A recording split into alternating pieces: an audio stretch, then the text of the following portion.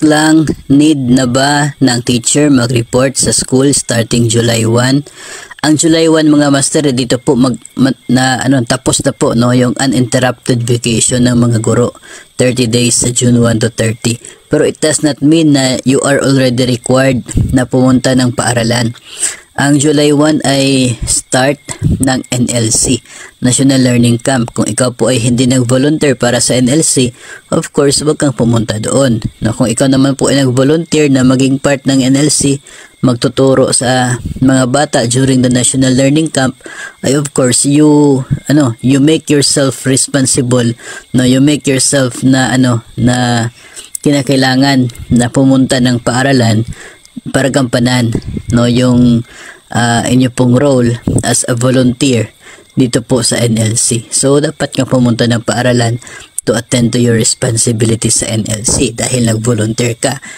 Pero kung hindi ka nag-volunteer, tapos ayaw mo pang magbrigada sa classroom mo or whatever na reasons, ay manatili ka na lamang po sa inyong bahay at ipagpatuloy po yung bakasyon, because July 1 to 28 is still part of the vacation ng mga teachers. Pag may mga activities po tulad ng Brigada Eskwela, NLC, man po na activities dyan, ay dapat meron pong approval ng SDS po ninyo na mabigyan kayo ng service credits. Automatic na po na may service credits ang NLC at yung Brigada.